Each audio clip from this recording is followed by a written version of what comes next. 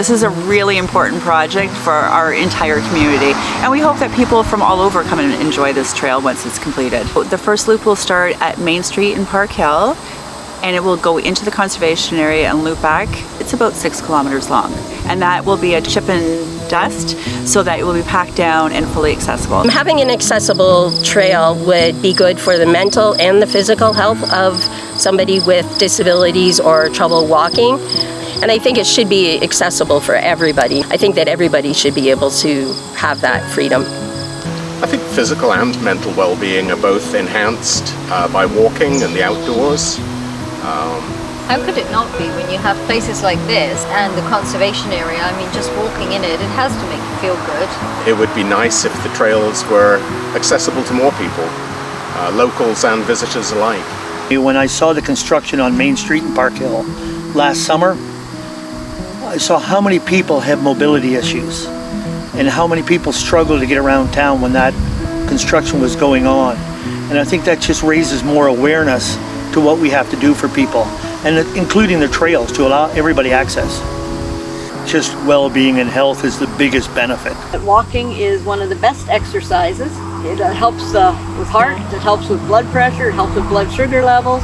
Being in nature and the exercise can help with stress and anxiety. I would like to see opportunities for wheelchairs or strollers be able to use some of the trails.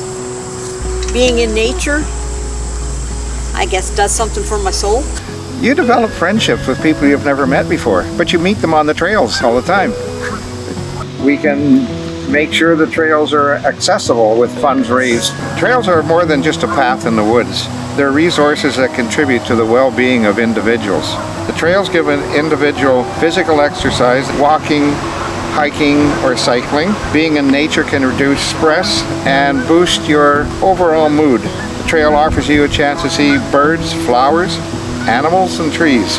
You'll soon begin to recognize the songs of the birds and other flora and fauna. The trails can also offer opportunities for social connections. Local economies can be boosted. This is Doug Warnock, supervisor of our Parkhill Library. Libraries are far beyond what they used to be with just in that physical space with the books. It's services and outside experiences are such a huge part. The trail will be starting on Main Street, Parkhill. So for people who want a longer part of the loop, they'll go into the old rail trail, which will join into the conservation area and loop back through. For people who don't want to do that long of a trail, they can actually go to the accessible parking lot that will be there, park in there, and then just do the small little loop.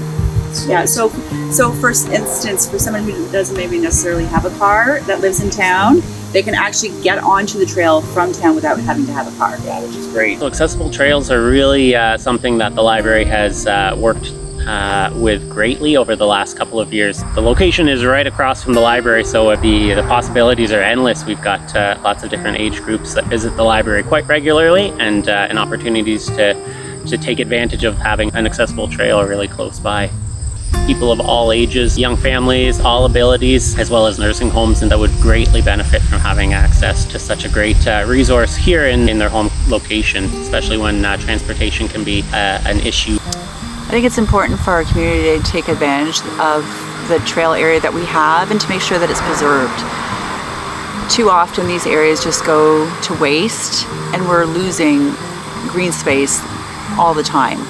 So these trails need to be made so that people can get outside and enjoy it, and it does help with their physical well-being as well as their mental well-being. Any amount of money donated to this cause would be very appreciated. You can go online and donate at the Asaba Bayfield Conservation Foundation with a QR code. You can call them with a donation, or you can mail a check.